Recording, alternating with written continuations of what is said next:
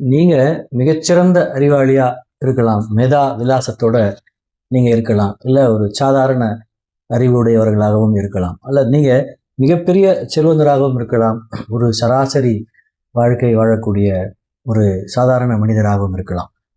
எப்படி இருந்தாலும் வலி அப்படின்றது பார்த்தீங்கன்னா தவிர்க்க முடியாதது.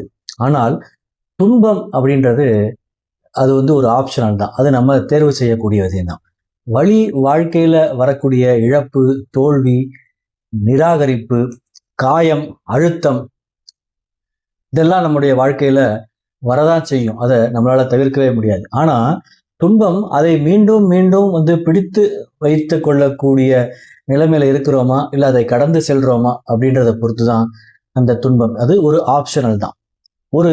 ஒரு அம்பு நம்ம மேலே எய்து வருது அப்படின்னா அது நம்மளால் ஒன்றும் பண்ண முடியாது. ஆனால் மேலும் மேலும் பல அம்புகள் வரும்போது அதை நம்ம தடுக்கிறதுக்கு நம்ம கண்டிப்பாக முயற்சி பண்ணோம் இல்லையா? வலி என்பது வாழ்க்கையினுடைய ஒரு பகுதி. ஆனால் துன்பம் நமக்கான ஒரு தேர்வு. இதெல்லாம் எப்போ நமக்கு புரியும்? நமக்குள்ளார இருக்கிற ஒரு ஸ்பிரிச்சுவல் அவேக்கனிங், ஒரு ஆன்மீக விழிப்புணர்வு இருக்கும்போது இதெல்லாம் உங்களுக்கு நிச்சயமாக புரிய வரும்.